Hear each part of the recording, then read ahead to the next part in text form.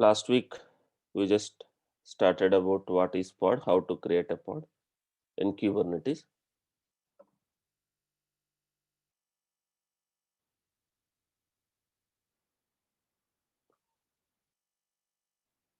As we discussed, pod is the smallest building block or basic unit of scheduling in Kubernetes, which we can deploy. Pod represents a running process. Inside a pod, you can have one or more containers. Inside pod, you can have one or more containers. All like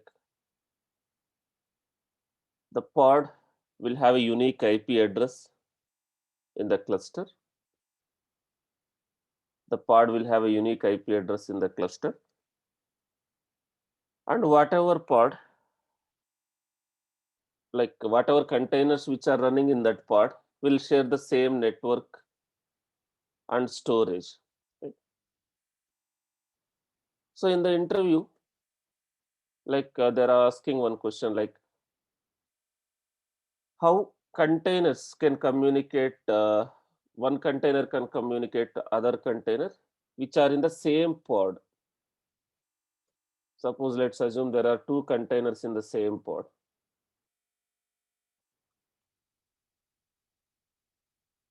So let's assume we have a pod. Inside that pod, let's assume you have a two containers. This is the pod.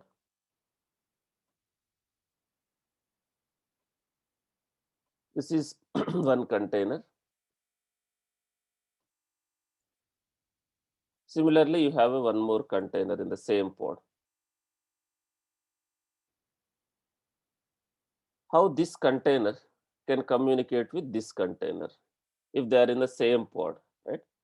Container to container communication within the pod.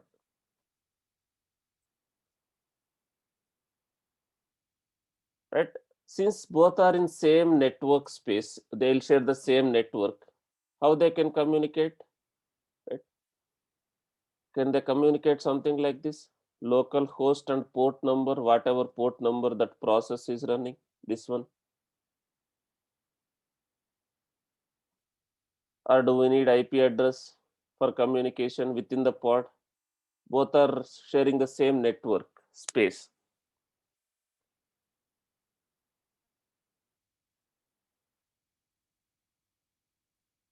Can they communicate using local host?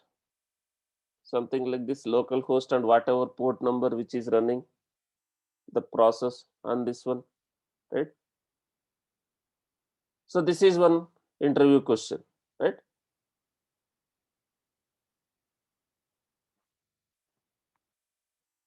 So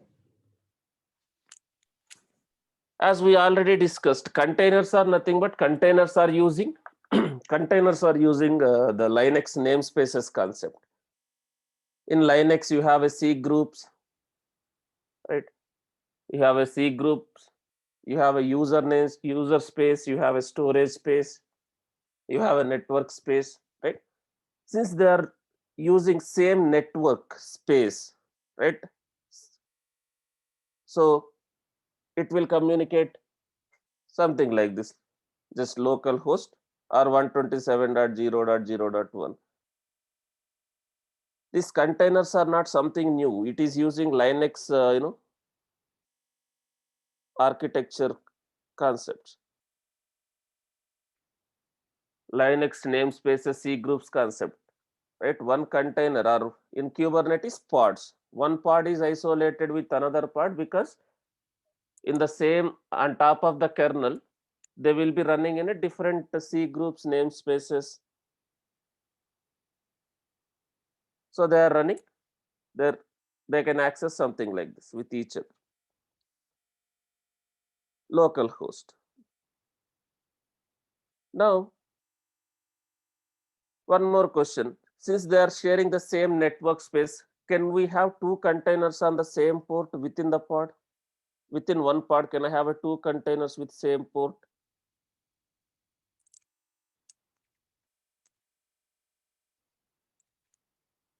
within one pod, right? Again, we cannot have something like this. This can run on different port, this can run on different port, but not on a same port within the pod. Pod is basically collection of one or more containers. So single container pod or multi-container pods we will have. So suppose if I mount some value, right? Suppose if I mount some value with this pod, you can attach this volume to this storage is available for both the pods. If you want, you can attach to both containers within the pod. The storage is accessible for both containers. If you want to attach, you can attach. You can mount.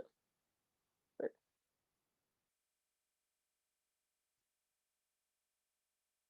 So we created a single container pod, right?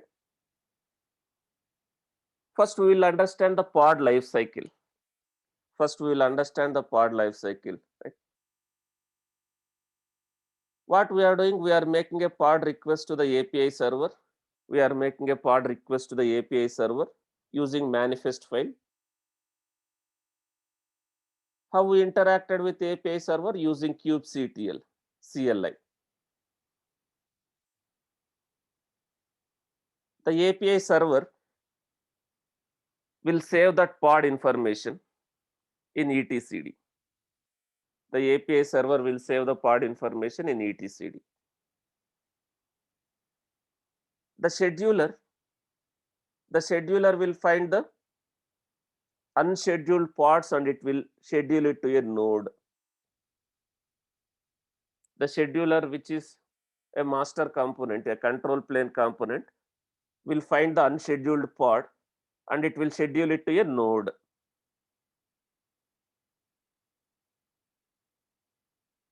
Kubelet, which is running on that node, will fires up with the Docker and it will create a container. The entire life cycle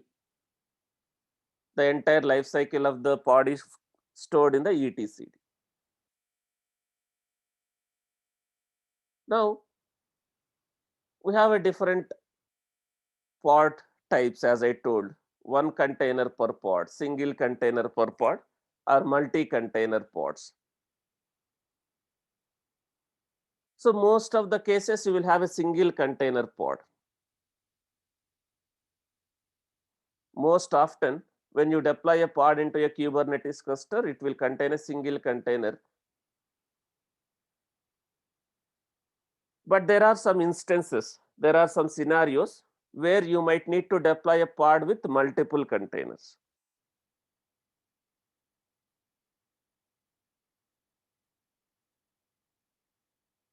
So in some scenarios, you may have a multi-container pods. In what kind of scenario? Suppose, right, you need some helper for your main process. Suppose let's assume your requirement is, right, you want to read one file and you want to process that file. You want to read some file from external sources, like from different storages, from outside somewhere else, like it might need to download file from some remote server, and that file has to be read and processed and insert into the database, some scenario, right? Instead of writing in as a single process, right, developer can split into two process.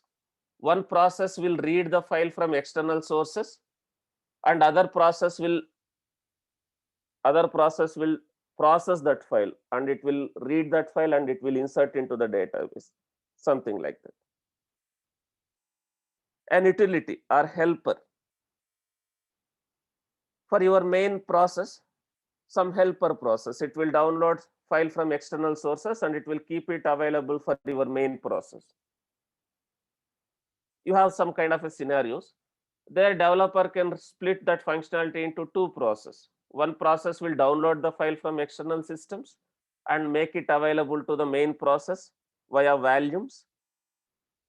So the main process can read the file from the value and it can insert into the database. Such kind of scenarios, helpers.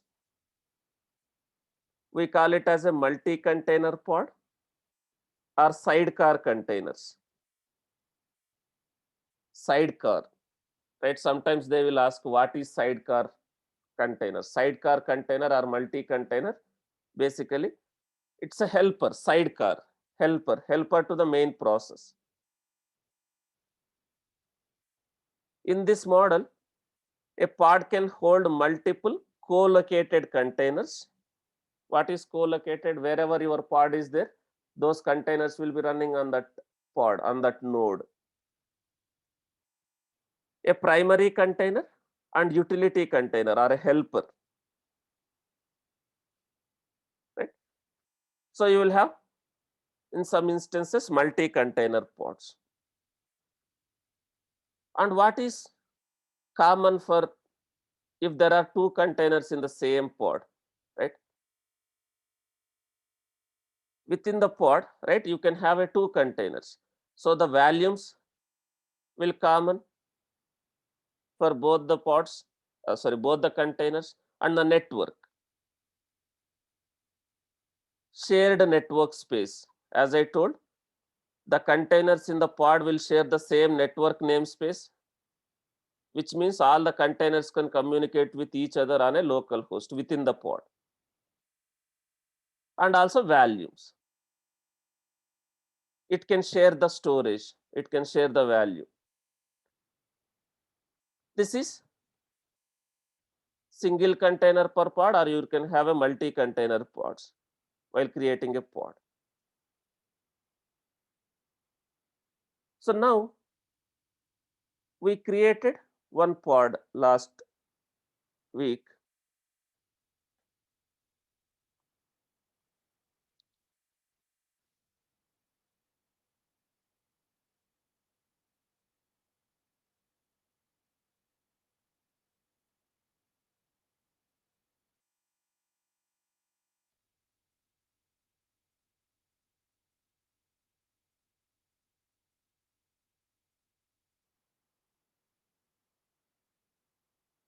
Via kubectl, with the help of kubectl, we made a pod request. So pod got created. The process is running.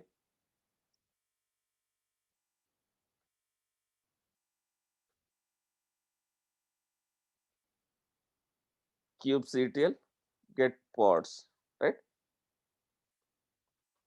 Our pod, this is our pod name. Within that pod, you have a one container which is up and running. This is the pod IP. This is the node IP. In which node the pod is running. In this node, this pod is scheduled. It's a single container pod, right? We have only one container within the pod. If you want to see more details, here you can use this kubectl describe your object and object name in Kubernetes. What is this object? What type of object? What kind of object we created this one? This is what? Pod. Pod, my pod name. It will give more details, right? All the details about pod. What is the pod IP? Under which, how many containers are there, right? From which image it is created and what is the port number of that container. Under which node, under which namespace it is running, what are the labels we attached, all those details.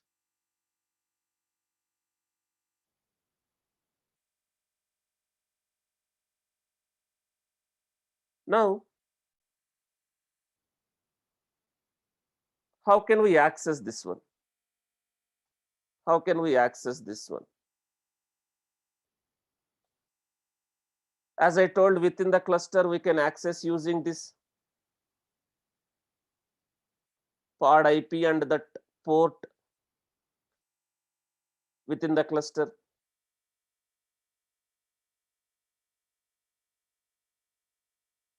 Within the cluster, we can access using this pod IP and port, but outside we cannot access.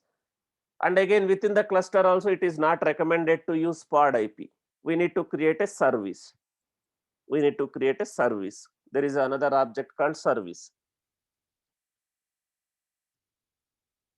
There are different types of services. We have cluster IP, we have node port, we have load balancer. Right? Slowly we will understand there is a concept called headless service.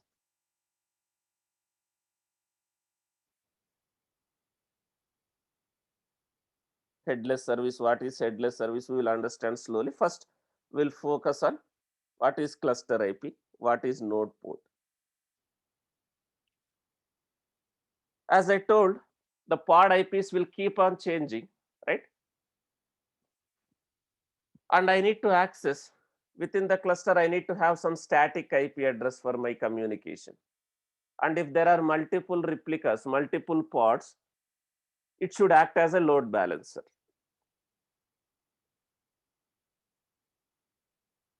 If there are multiple pods, multiple replicas, it should act as a load balancer, and I should be able to access with some DNS, some service names, with some static IP.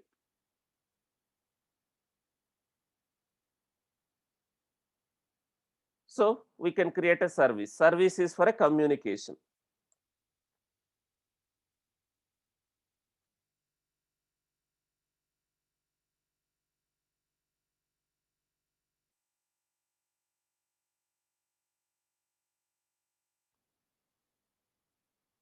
Accessible or discoverable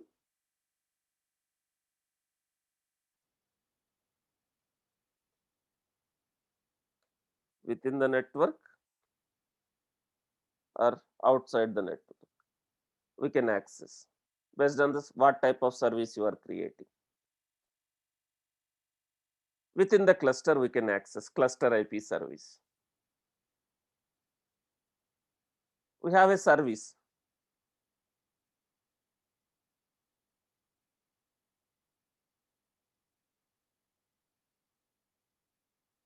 So let me first show the service. Right? Service. Service is responsible for making our pods discoverable or accessible inside the network or exposing them to the internet outside the network.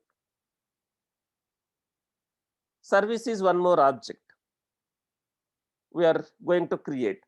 And how service will identify the pods? How service will identify the pods? Service will identify the pods based on its labels. Based on its labels. While creating a pod, we have given a labels, right? While creating a pod, we have given a label. While creating a pod, I have given a label, something like this.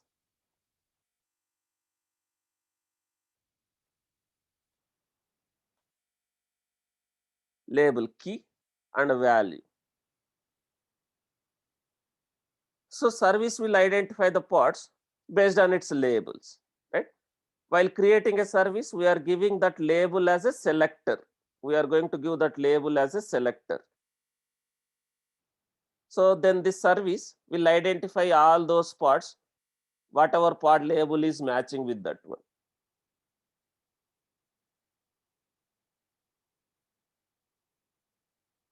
So we have different types of services. We have a cluster IP. So cluster IP service, right, will expose the service on a cluster internal IP. You will get a one virtual IP address. So that IP is reachable within the cluster. You can access these pods, whatever pods are matching with that label, using this cluster IP service. This IP is reachable within the cluster, within the network, within that cluster. So when we create a service, we will get one virtual IP address and it will be registered to the DNS. You have a Kubernetes DNS. Within the Kubernetes cluster, you have a DNS component, right? So when we create a service, we will get one virtual IP address and it will get registered to the DNS, Kube DNS, Kubernetes DNS component. Using this, other pod can find and talk to the pod using service name. Suppose another pod has to talk to this pod, right? One service, one more application has to talk to this application. The other pod can use the service name. Service is just a logical concept, but who is doing the real work as per the architecture, right? Who is responsible for managing the network rules and who is abstracting the network? In each and every node, we have kubeproxy, right?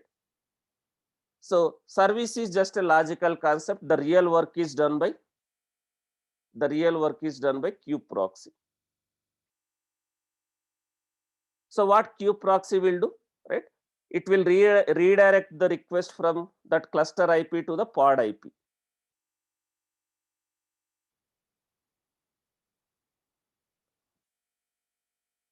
So now I just created a pod. I don't have a service. I just created a pod. I don't have a service. If you see, I don't have a service for this application. I don't have a service for this application. This service is for a different purpose. This service is for a different purpose. I think it is, right? So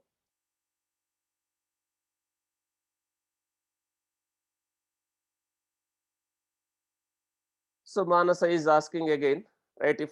If service has a multiple pods, if service has a multiple pods, then what it will do? It will act as a load balancer. You are creating a service. Let's assume this is one pod. This pod you deployed some container.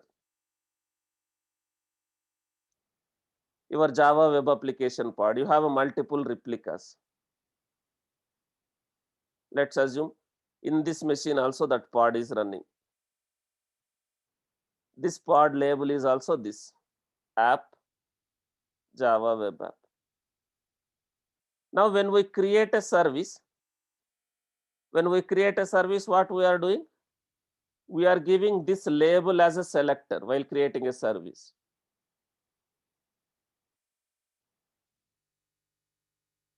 App, Java web app, right? And you are doing some port mapping. You will say service port. You have a port mapping. You will say service port. Basically port and target port. The target port is 8080, your container port. Service port, you can give whatever you want to, like, you will give default port 80.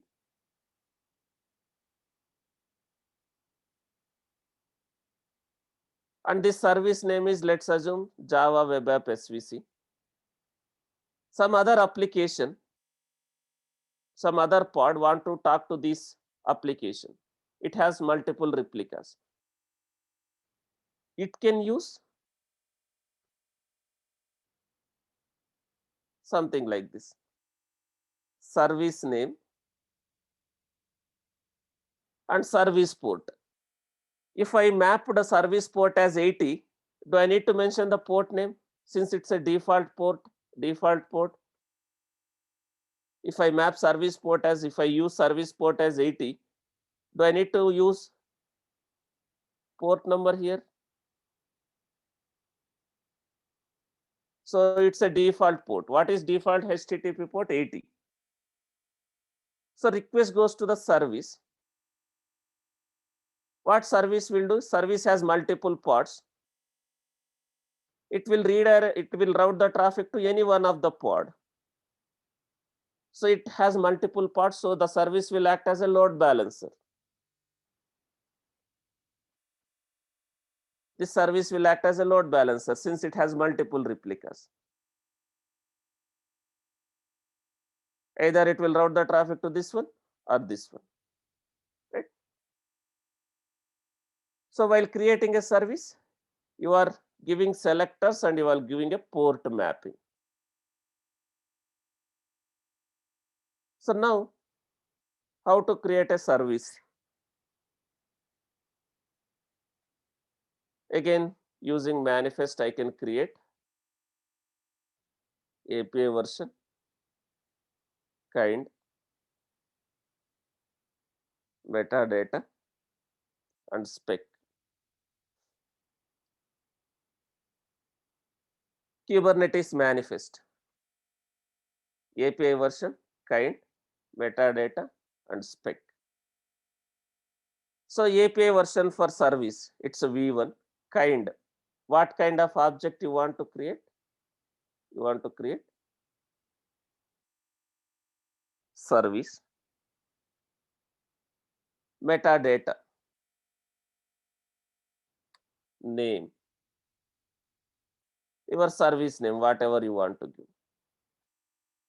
Namespace,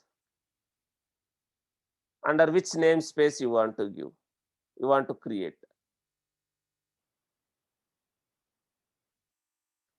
Namespace, name.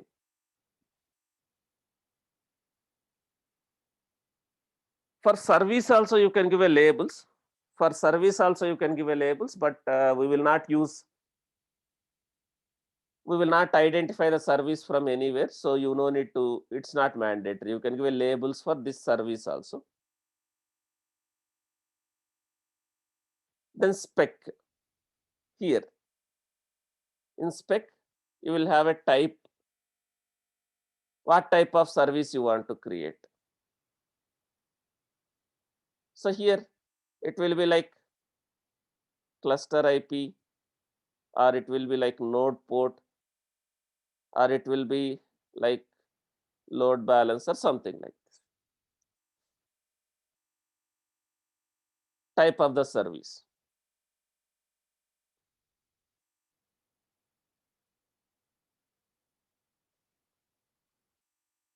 What type of service, right? Then selector. So you are creating a service, right? You will have a lot of pods, lot of applications you might have deployed. So this service is for what? This service should route the, this service will identify the pods, right? To which pod it has to route the traffic, or what, for what pods you are trying to create a service. While creating a service, you are going to give a selector. Here, you are going to give a key value pair. What is this? You can give multiple key value pairs. Basically, these are labels of your pod.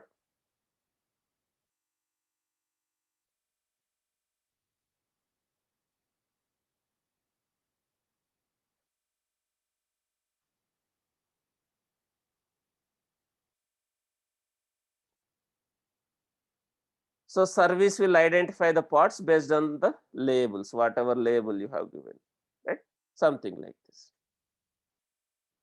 Then port mapping, ports. You will give a port, you will have a target port in this case. What is target port here? Your container port. What is port here? You can use some default port like 80, the default port. This is, we call it as a service port. This target port is container port. This you can give service port as default port.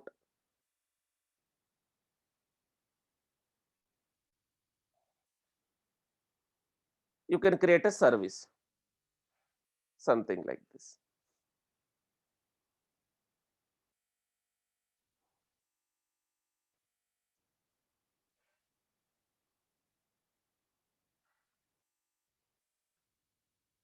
API version v1 kind service metadata name. I can give some name spec. You can mention like what type of service. I want to create cluster IP service. Ports, your port mapping, right? Port. I am mapping it to default port 80. Target port. That is my container port. And selector.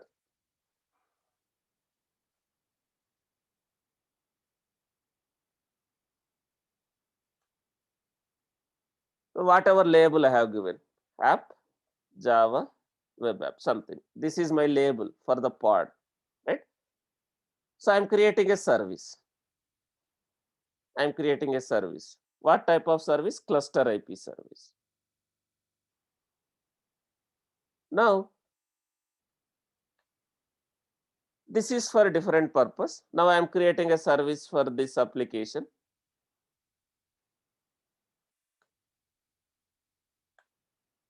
Now we got a service. This is cluster IP, one virtual IP address, right? One virtual IP address, service IP. And this 80 is service port. Now, once I create a service, this IP will be fixed. There is no change in this IP. Once you create a service, you will get one virtual IP. It is going to be fixed. Now, I can access using this, this IP address also. I am not mentioning any port. What is the default port? This service is running on what port? The default port 80, right? I no need to mention the port like this, because this service is running on port 80. Now request goes to service. Request goes to service. What service is doing? This service.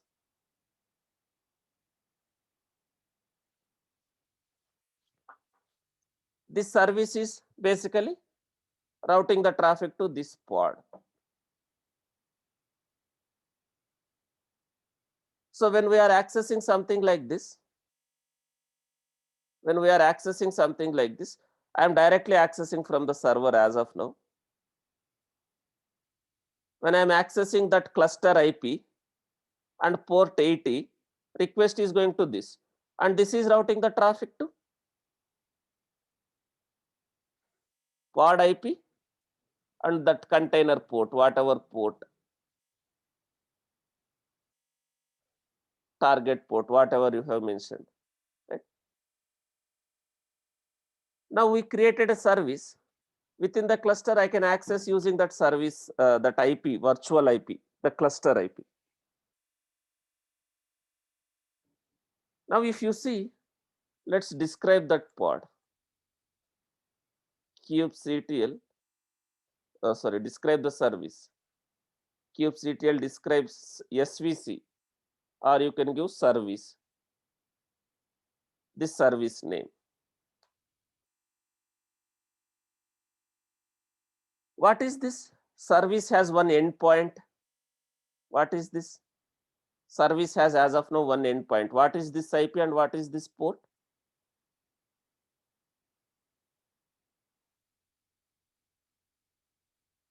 As of now, this service has one endpoint.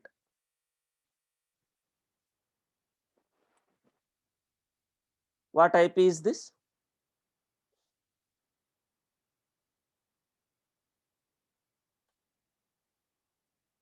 What IP is that? Basically, pod IP, that pod IP and the container port, whatever container port, the target port. So when we are accessing the service, request is routed to this IP and port. So this is cluster IP service. Suppose if I have a two pods with the same label, while creating a service, I have given a selector. While creating a service, I have given a selector. Suppose if I have a two pods with the same label, so how many endpoints I can see here?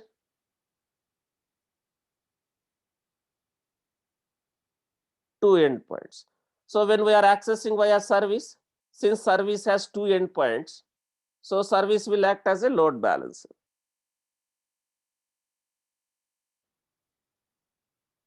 It's a cluster IP service now. Will I able to access using this cluster IP from outside now again?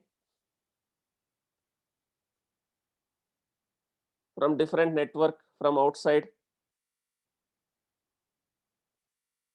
It will work only within the cluster. So from one more pod, I can access this one using service name itself.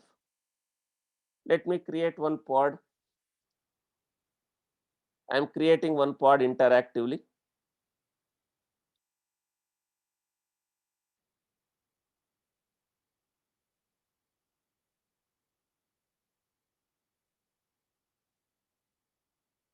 One pod I am creating interactively.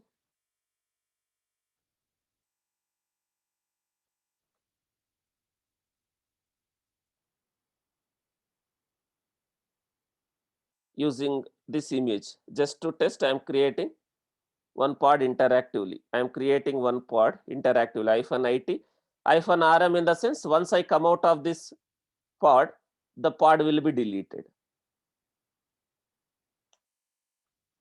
So -.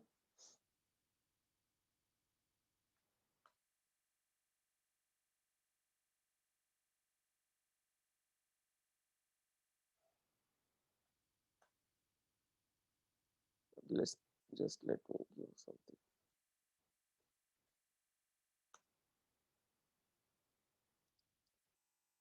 Now I am creating one pod with this image, just Ubuntu image, interactively. I am inside the pod, inside this pod. This pod, from this pod, I can access this pod using service name, right? Something like this. If I have a curl is not there in this. Okay. Do I have a duplicate? No. So let me install maybe sudo apt.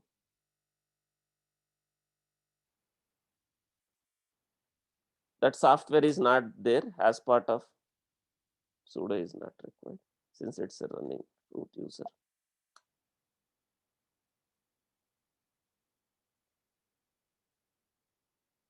Within that pod, within the container,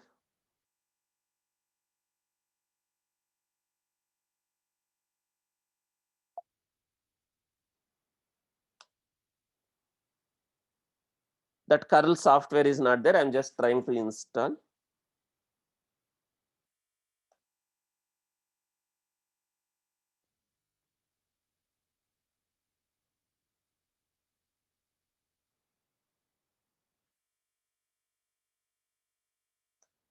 Now, this is another pod. This is another pod. Am I able to access that application, one more application using service name now? Do I need to depend on the pod IP? Or do I need to depend on that virtual IP address? Or can I directly use this service name now? Do you see? Is it working with that service name? This pod, this is another pod. Am I able to access that application via service? Do you see this response?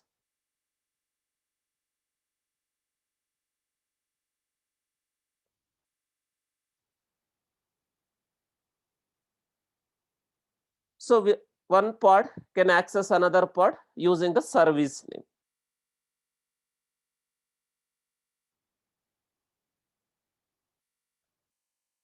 Now we created a service of type cluster IP. We created a service of type cluster IP.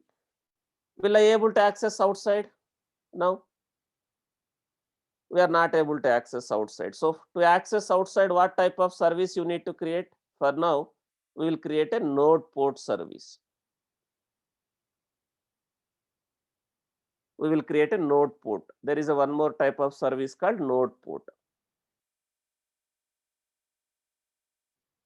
So if I create a node port service, exposes the service on each node IP at a static port. You are going to give one node port. It is like in Docker, you have a port publish, right? Where you are mapping container port with your host port. Similarly, we are going to create a node port service here.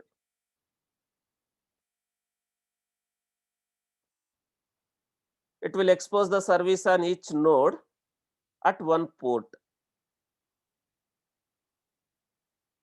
So we need to create a service of type node port. Exactly same.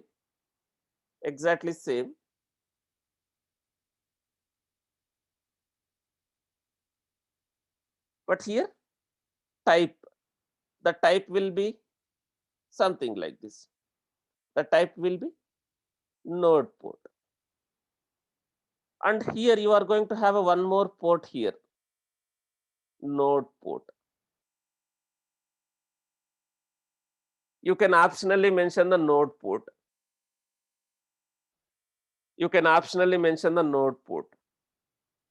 Right? If you don't mention the node port, while creating a node port service, Kubernetes will allocate one node port. Using that port, you can access from outside.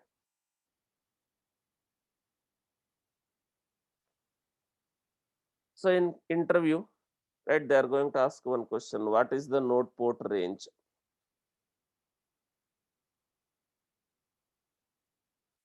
What is the node port range in Kubernetes? Right? What is node port? So node port is a service type in Kubernetes. When we create a service of type node port, we can access that service, that application from outside using that port. The node port range is 30,000 to 32,767. Within this range, you will get one port for that service. You can access using that port.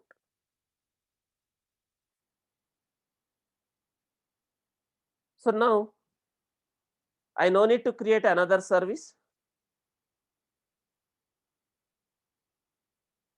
I no need to create another service.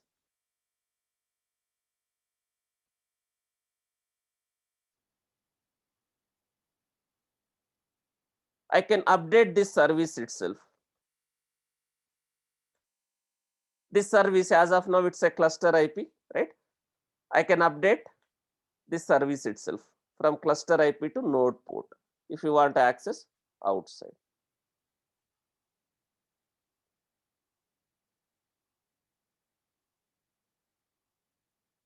So I need to apply this change again. Okay. Before applying, do I have a net stat? We don't have a net stat.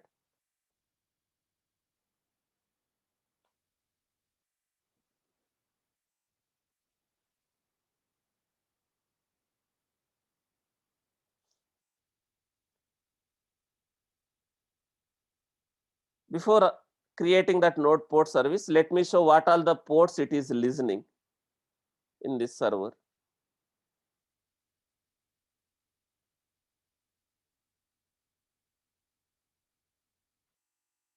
So these are the ports which are listening, right?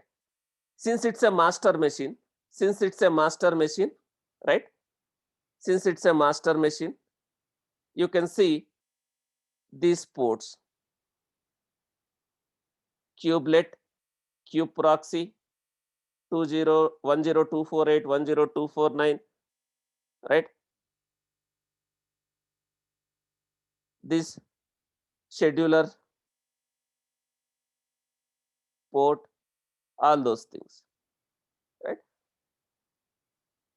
Now, when I create a service of type node port, I will get one port.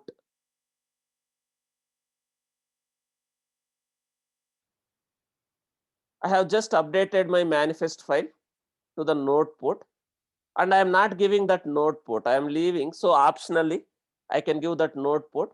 Kubernetes will allocate one port within that range. So let me apply this change. kubectl apply -f.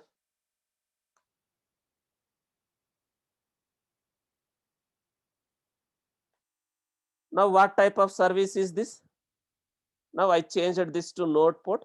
What type of service is this now? It's a node port service. What is this IP? Service IP. This is no service port. This is service port. This is node port. Within the cluster, we can access using this cluster IP and this port or service name. Just a service name and this port, a default port. Now what is this port? 30,005.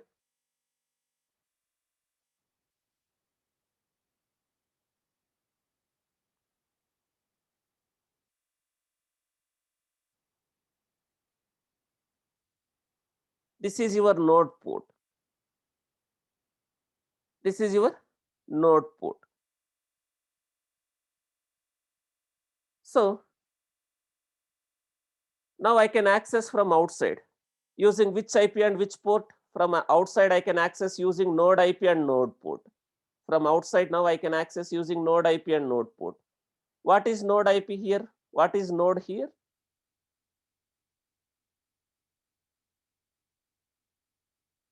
From outside you can access using node IP and node port. What is node IP here? What is node? Your Kubernetes node. Any node. Your Kubernetes node. It can be a master node or it can be a server node. You can access using any node.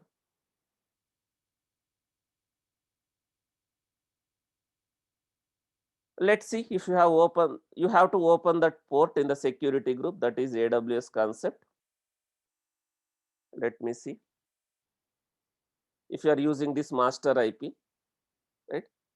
Node IP and node port. What is that port? 30,005.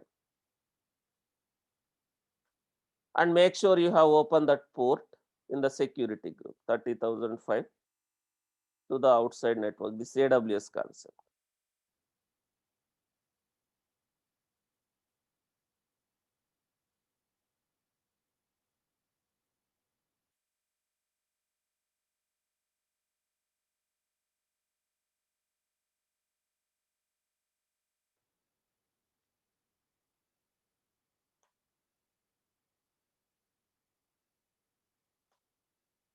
Now, am I able to access? Within that, I have this application. This is my application context. Am I able to access from outside now?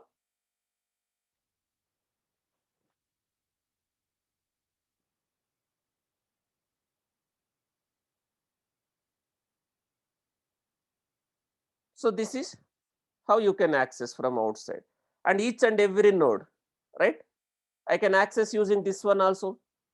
Is my container is running in this, is our pod is running in this server, this 99 and 94, under which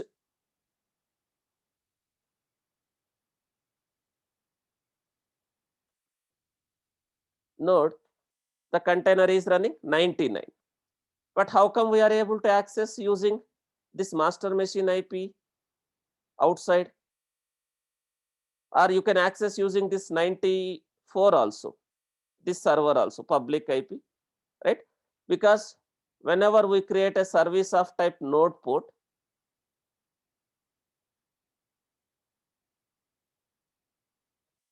whenever we create a service of type node port, on each and every node, I need to open the security group. If the port is not open,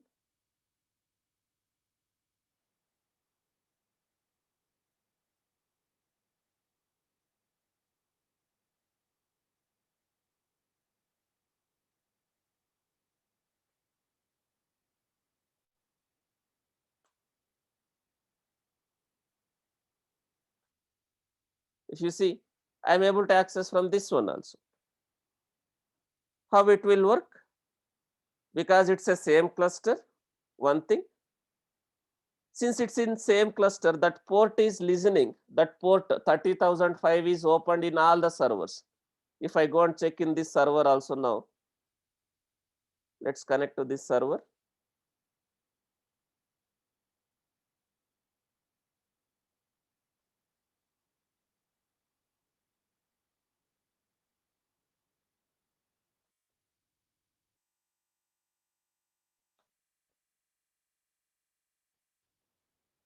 If I have a netstat, if I don't have a netstat, let me install netstat.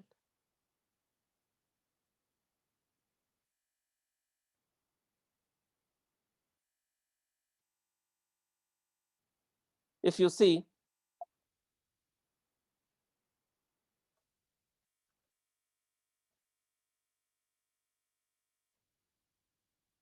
do you see that port is listening in this server? That do you see that port is listening in this server? That 30,005.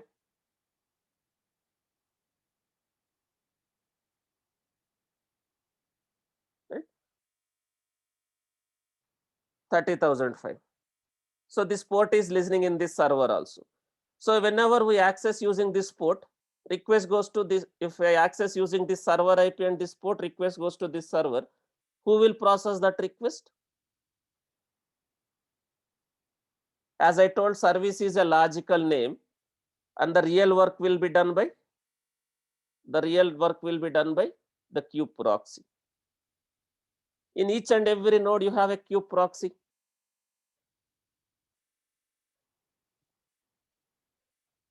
So these details, right?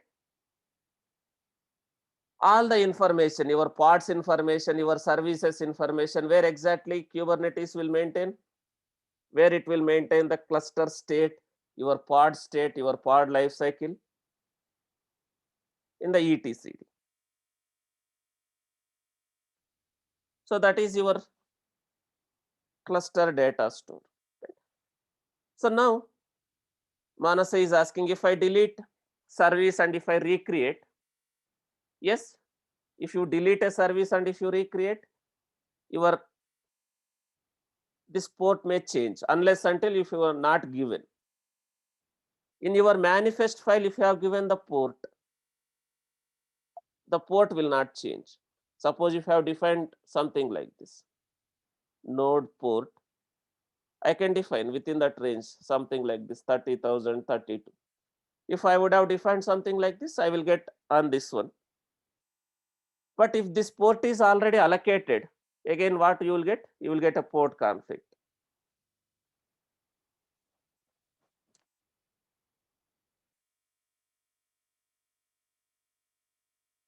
So if you can give, you can give, otherwise Kubernetes will randomly allocate whatever port is available within that range, the node port.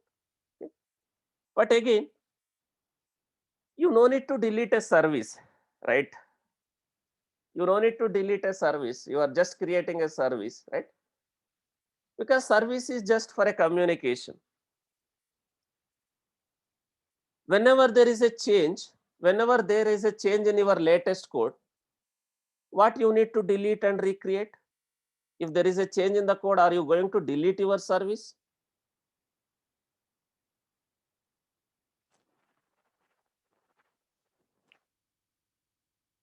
If you want to deploy your latest code, you will update your pods, right? You will update your pods.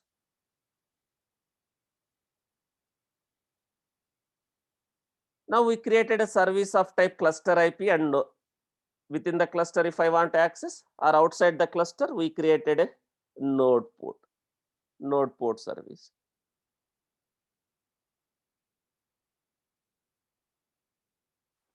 So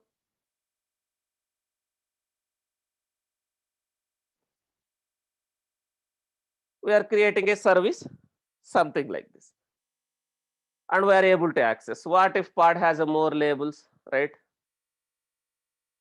What if your pod has a more labels? Suppose, right? If pod has a two labels, if you want to match both, you can match both. Or if you want to match only with single one, you can give a single selector. I mean to say under selector, you can give only one key value pair. If you want to match single label, if your part has multiple labels, if you want to match with both labels, then you have to give both as a selectors. So using labels and selectors, service is identifying the parts using labels, right? Suppose each and everyone has a name, right? Your name is Manasa, right? How can I recognize you? By your name, right? How will you respond? If I call it as a Manasa, you can respond, or Manasa Vijay also you can respond, right? So it's just a key value pair which you are attaching. If you want, if your part has a multiple labels, and if you want to match with both labels, you have to give both as a selector. Or if you want to match with any one of it, you can use any one of it.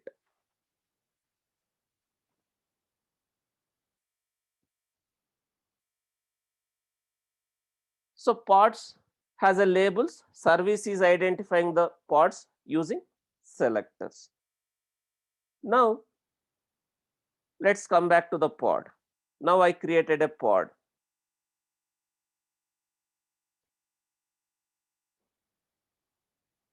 So pod is ephemeral, which means pod can go down for any time, right? Pod can go down for any reason, like your server is down, your pod will not, your pod will go down. Or if you are you are running out of memory, your pod may go down. Pod is ephemeral, which will live for a very short time, and it won't be rescheduled to a new node once it dies. Suppose if our pod went down, it will not be rescheduled. For some reason, if your pod goes down, it will not be rescheduled.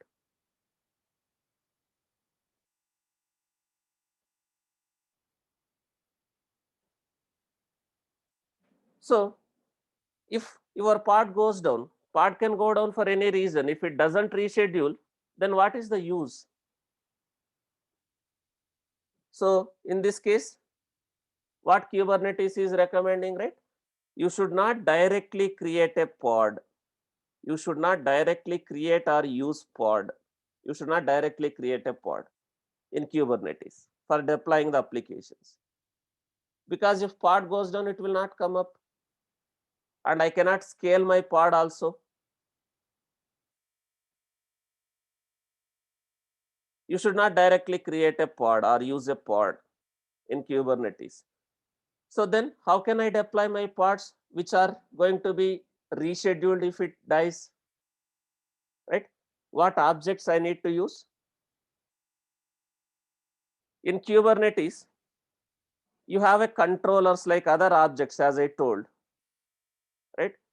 In Kubernetes, we have a lot of objects. We have a pods, we have a service. Similarly, you have a replica set, replication controller,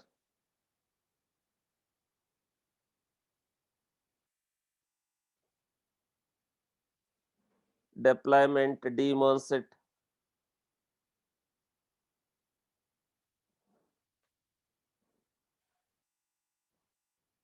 So pod is ephemeral. You should not create a pod directly. So you have to create a pod with the help of what? With the help of controllers.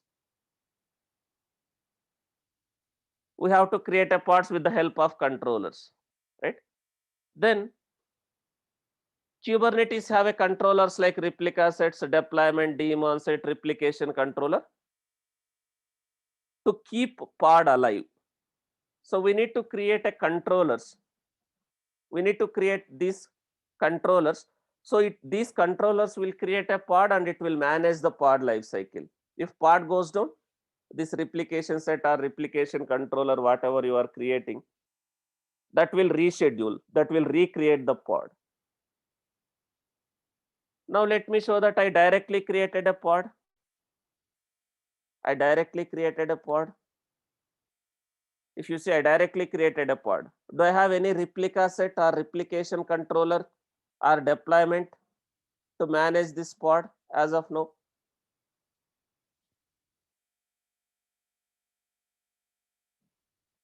Right? We don't have. If you see RC replication controller, RS replica set, DS daemon set, deployment. Do I have any controllers which will manage this pod as of now? I don't have any controller. If something goes wrong with this pod, I am deleting this pod intentionally. I am deleting this pod intentionally.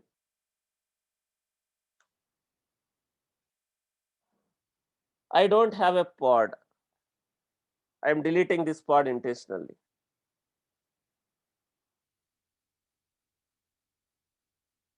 Now, I deleted the pod. Now, will I able to access, because service is there, will I able to access using this service within the cluster or outside the cluster, whatever it is? Service is there, but am I able to access within the cluster or outside the cluster?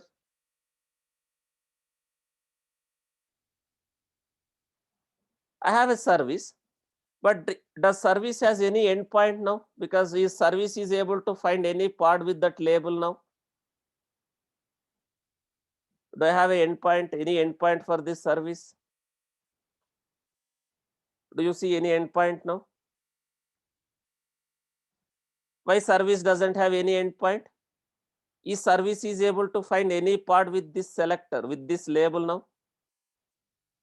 Do I have any pod with this label in my cluster?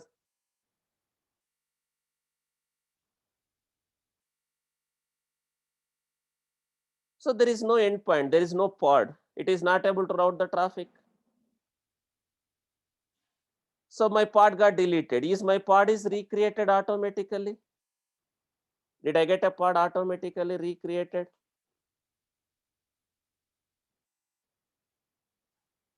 So that's why we should not directly create a pod. We will deploy the pods. In Kubernetes, we will deploy the pods, but we should not directly create the pods. So with the help of these controllers, you can deploy so that these controllers will manage the pod lifecycle.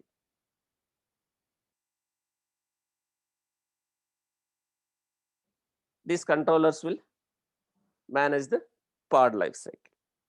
As of now, I don't have any controllers to manage these pods. So we have some objects, Kubernetes objects, replication controller. We'll discuss one by one. What is replication controller? What is replica set? What is deployment? What is daemon set? We will discuss one by one.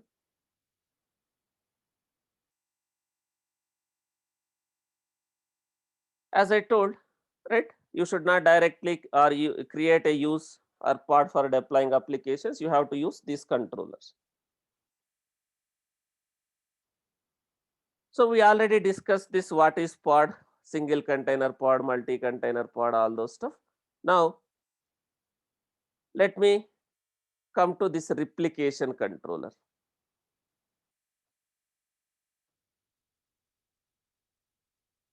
Replication controller is one of the key features of Kubernetes. Replication controller is one of the key features of Kubernetes. What is the responsibility of replication controller?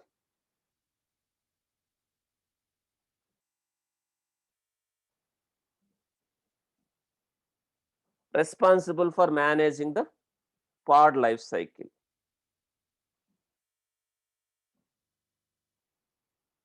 And it will make sure that specified number of pod replicas are running at any point of time.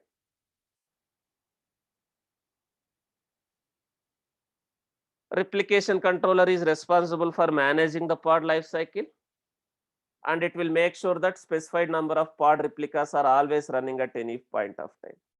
If the pod goes down, what replication controller will do?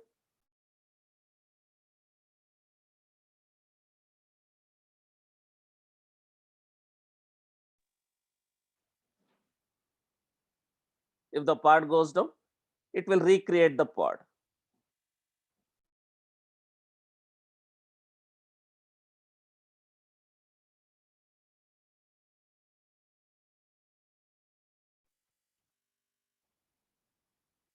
So using replication controller, right, you can easily create multiple pods of same specification, right?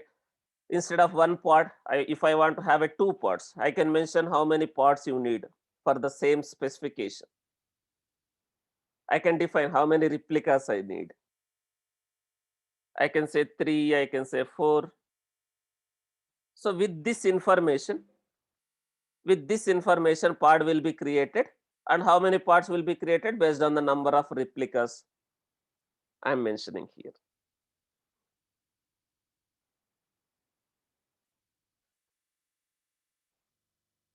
If pod goes down, the replication controller will replace, right?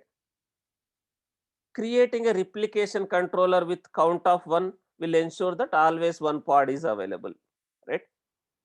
It will try to make sure whatever replicas you have mentioned, it will try to make sure those many replicas are always available. So I need to create a controllers, replication controller to manage the pod life cycle. Before I create a replication controller, guys, there is a concept called static pod. Recently, in some interviews, people are asking this question: what is static pods? What are static pods? Let me increase the font size.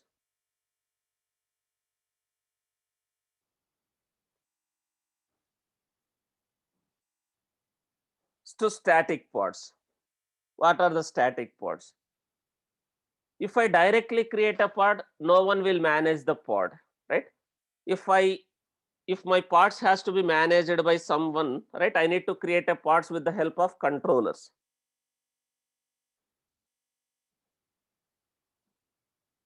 Now there is a one more concept called static pods. Static pods are managed directly by kubelet.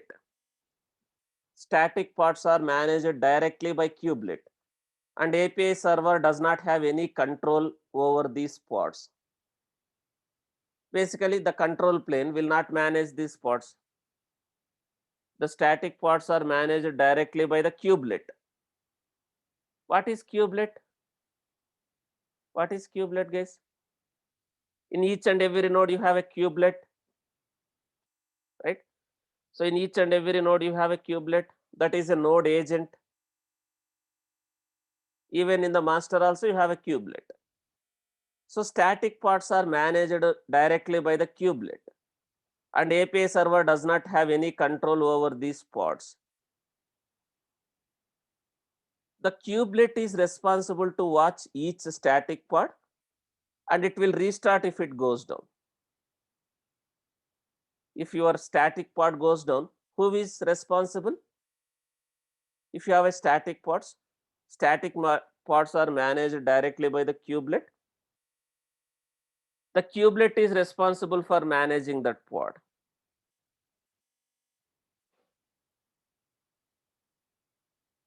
So the static pods are running on the node are visible to API server, but it will not be controlled by the API server. Static pods does not have any associated replication controller or replica set or daemon sets or deployment, right? The static pods will not be managed by those objects. Static pods will be managed by kubelet.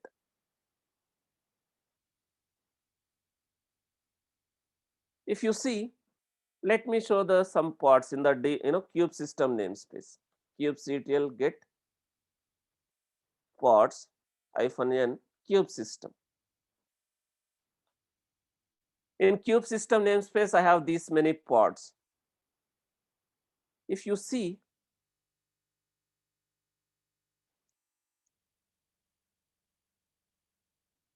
daemon sets. I am trying to get a daemon sets in this namespace. These pods, these ViewNet pods and these kube proxy pods, which are running in this kube system namespace. The kube proxy pods and the ViewNet pods, who is managing? Who is managing, right? These daemon sets. If something goes wrong with this ViewNet pod, this one or this one or this one, this will manage, it will recreate, it will reschedule. If something goes wrong with this kube proxy pods, this daemon set will manage.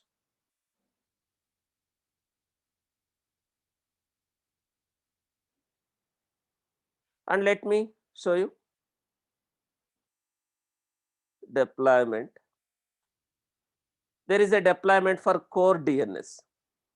There is a deployment for core DNS. So if something goes wrong with these pods, we will discuss in detail, guys. What is daemon set, what is deployment? We will come to that later. If something goes wrong with these pods, who is responsible? This deployment. But what about this? You have a API server, you have a control manager, you have a etcd, you have a scheduler. Who will manage this one? Do I have any controllers for these pods? API server, control manager, scheduler, and etcd.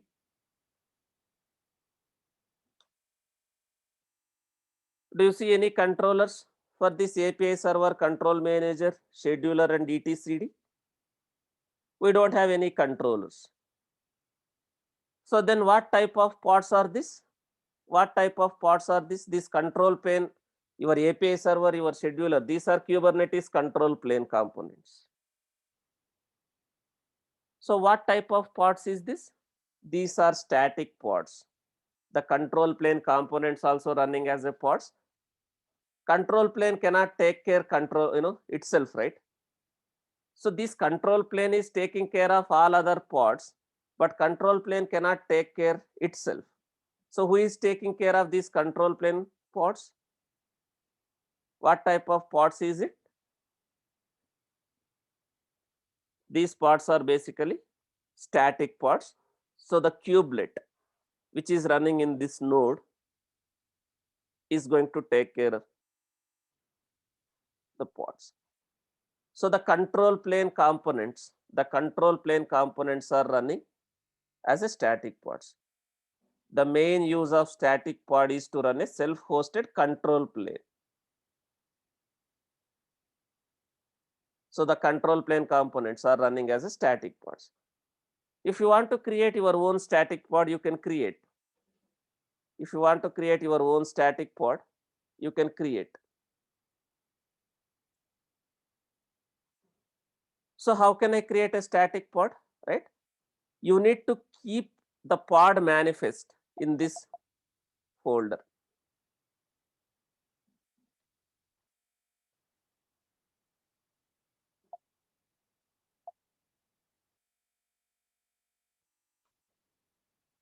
If you keep your pod manifest in this folder, in that server, whatever server you want to create a static pod, either in the master or worker, right? You will have this folder, etc Kubernetes manifests. In this folder, if I keep my pod manifest, so the kubelet will create a pod and it will manage. Do you see already the manifest for this scheduler, API server, control manager, and etcd in this folder? These are pod manifests.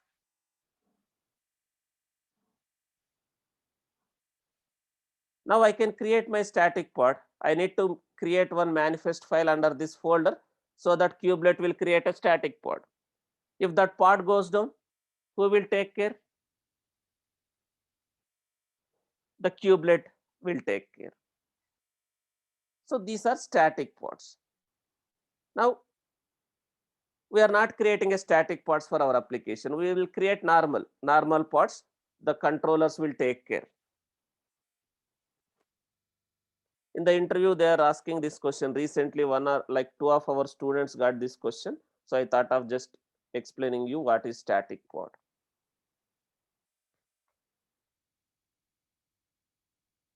So now let's create a replication controller for now. We are not creating a static pods for our applications, right? We will create a normal pods which will be taken care by your controller. Now I want to create a replication controller for that application.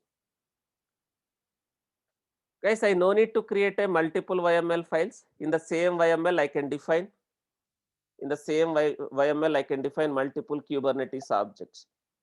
I can separate with 3 dashes, right? I can define multiple YML, multiple objects in the same YML. Now we are going to create a replication controller. We are not going to create a normal pod, right? We are going to create a pods with the help of replication controller. So which will make sure the pod is always running.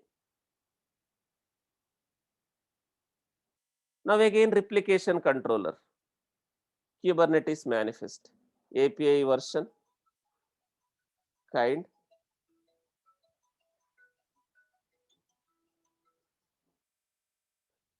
API version, kind,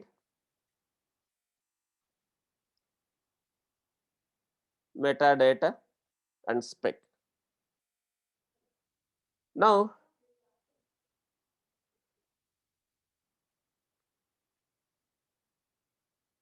API version, for what kind of object you want to create now? I don't want to create a pod directly.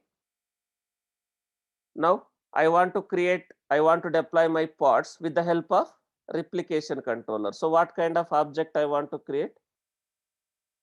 Replication controller.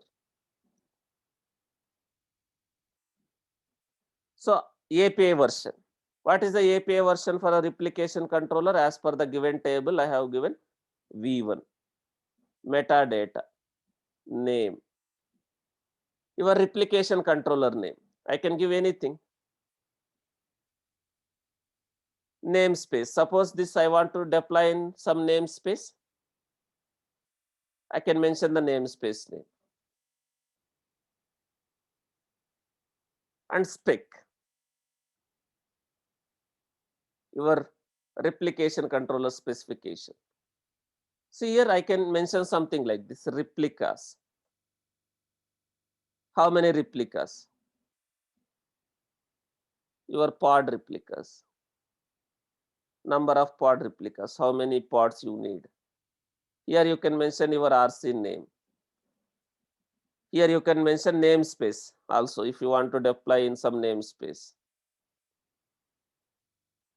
And replication controller also you can give a labels, but we are not going to use these labels anywhere. These replication controller labels, it is optional. Now I am going to mention number of pod replicas. Here number of pod replicas, how many replicas I need. But where is the information? What pods it has to create? That pod should have what containers? Where should I define here? Here I have one more section called template. What is this template? Pod template. Your pod information we are going to define here. Again you have a metadata. This metadata is for what? This metadata represents information about a replication controller. And this metadata is for what?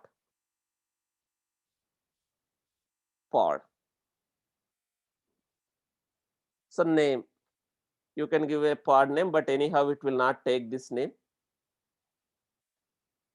Labels. What labels is this? These labels are for what? These labels are for what? Pods, for pods. Here also you can give a labels, but these labels are for what? It's an optional, as I told. These labels are for replication controller, right? This is optional. Key and value. Now spec, again you have a spec. This spec is for what? Pod, your pod specification. Within this spec, you have a template. Within that, you are defining your pod information. So containers, name of the container, name of the container.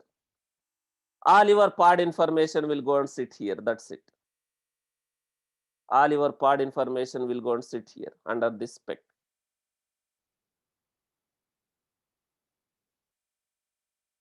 Something like this. All your pod information, whatever pod information, right? Ports, your container port.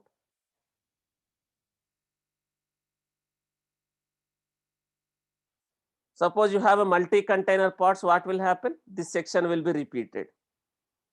If you have a multi-container pods, this will be repeated. One container and another container. So this is how you can create a replication controller. Let me create quickly. API version v1 kind replication controller. Metadata Java Web App RC spec. If I don't mention replicas, how many replicas it will create? By default, if I don't mention this, it will create one replica. You can mention how many you want. Then here, you will have a selector also. This selector is basically the replication controller.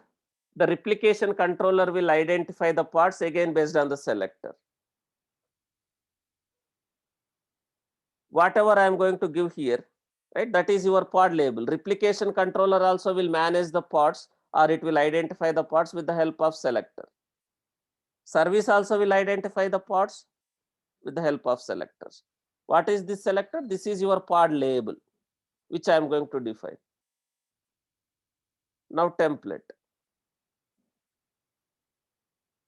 Under template, I have again metadata, name, Java Web App, pod, labels, whatever selectors, right? This is my label, pod label, spec, containers, name, container name, Java Web App, container, image, from which image you want to create,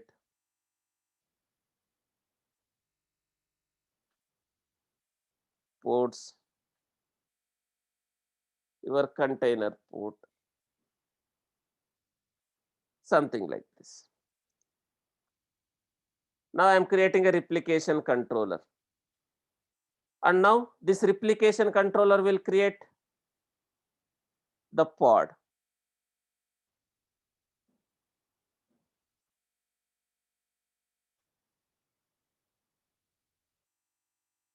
This replication controller will create a pod.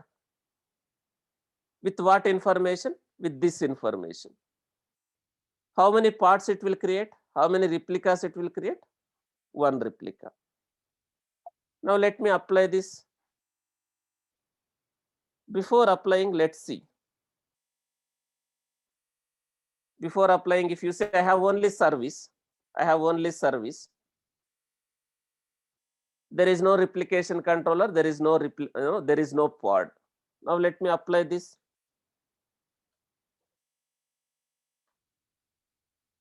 Since there is no change in the service is already there and there is no change. So I am getting output something like this. This is not changed. But what it has created? It is created one replication controller. Now do I see one replication controller?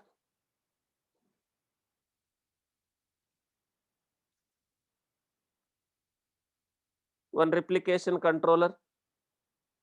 So what is this? Desired one, current one, ready one. What is this? Is it a containers or is it a pods?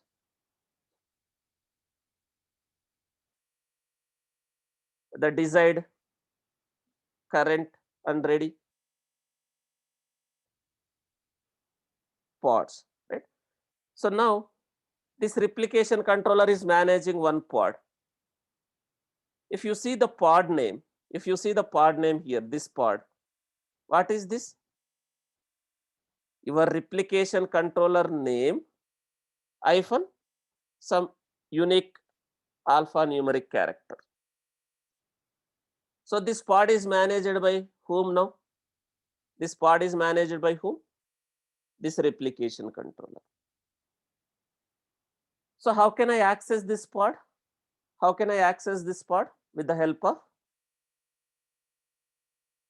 service. Now will I able to access within the cluster? Am I able to access within the cluster and outside the cluster now?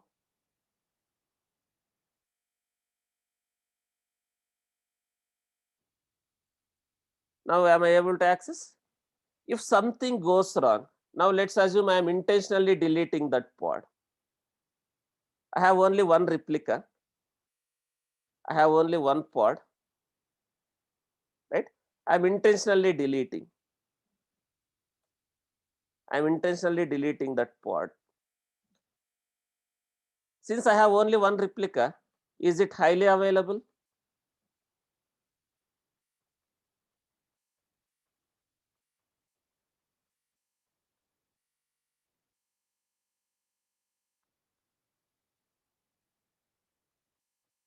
Is it highly available? Now I deleted that pod.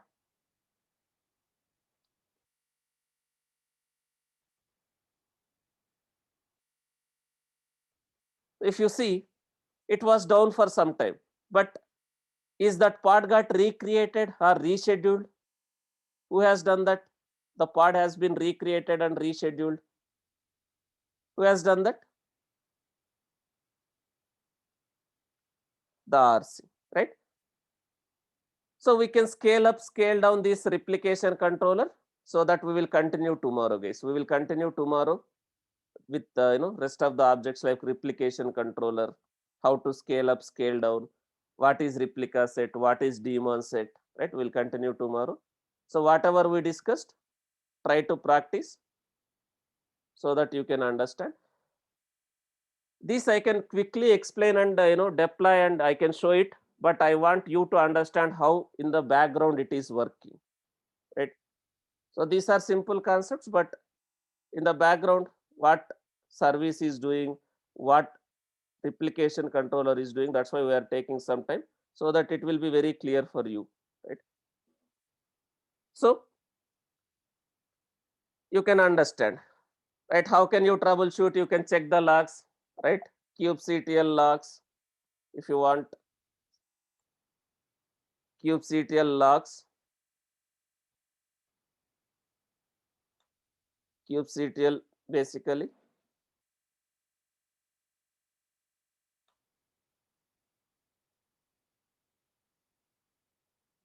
I think pod name is changed. kubectl logs. 1 second.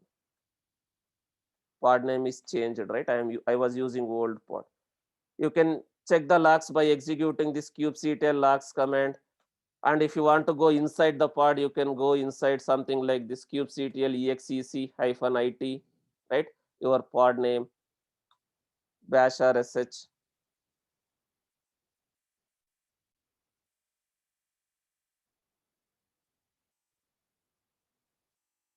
kubectl exec-it. You can execute the commands interactively. You can go inside right? Now I am inside that pod container, right? So these are the commands you can use. So we'll continue tomorrow, guys. Okay. I'm stopping the session for today. We'll continue tomorrow. Manasa is saying if you are giving wrong selector in RC, right? Just give a try, right? Try to play around that and you will, come to know. We'll continue tomorrow, guys. Thank you.